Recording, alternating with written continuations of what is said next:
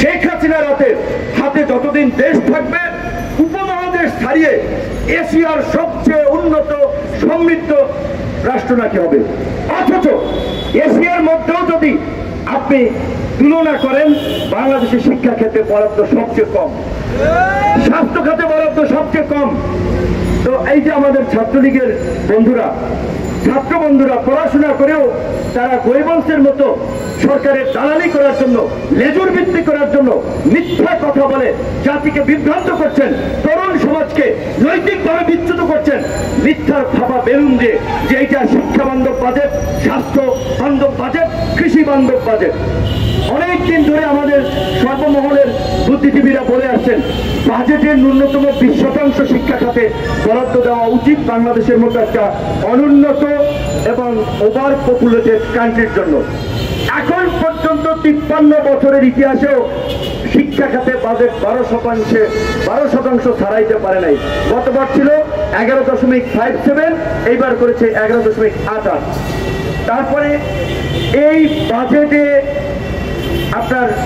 আপনি রিক্সা চালাইবেন, ব্যবসা করবেন, আপনার বাবা ভাই বাইরের দেশে ওই মরুর বুকে আপনার রোদে ঘামে বৃষ্টিতে ভিজে পয়সা ইনকাম করবে, দেশে পাঠাইবেন।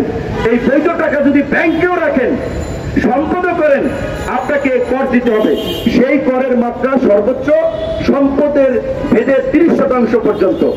আর যারা সালমানে প্রমাণের মতো ব্যাংক ডাকাতি করবে, শেয়ার বাজার লুট করবে, ইসলামের মতো লুট করবে, কালো টাকা বানাবে, আজিজ বেনজির হবে, আজিজ বেনজিরের মতো সারা দেশে সম্পদের পাহাড় করবে, তাদের জন্য সরকার সুযোগ দিয়েছে যে তারা পরিশ্রম করে রক্ত পানি করে টাকা ইনকাম করে, এই জন্য ওরা গাদা, ওদের উপরে কর 30%।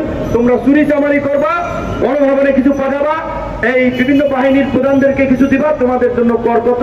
15%। এই সরকার চোরকে প্রোটেকশন দেওয়ার জন্য, অবৈধ লুটেরাদের সুযোগ দেওয়ার জন্য এই কালো টাকা সাদা করার নামে মাত্র 15% করে এইটা সুযোগ দিয়েছে। এই সরকার ক্ষমতায় থাকার জন্য সংবিধানকে কেটে ছিঁড়ে এইটা গণবিরোধী সংবিধানে পরিণত করেছে। এই বাজেট একটা লাইনে বললে আমরা বলতে পারি এই বাজেট ঘুষ দুর্নীতিকে উৎসাহিত করার সংবিধান বিরোধী বাজেট।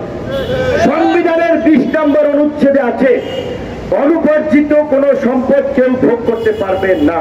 তাহলে এই যে 15% ঘুষ দিয়ে, আপনার কর দিয়ে, ভ্যাট দিয়ে, ট্যাক্স দিয়ে কালো টাকাতে সাদা করার সুযোগ দেওয়া হলো, তাহলে বাজেট দিয়েছেন অর্থমন্ত্রী এবং সরকার সংবিধানের বিরুদ্ধে গিয়ে বাজেট দিয়েছেন।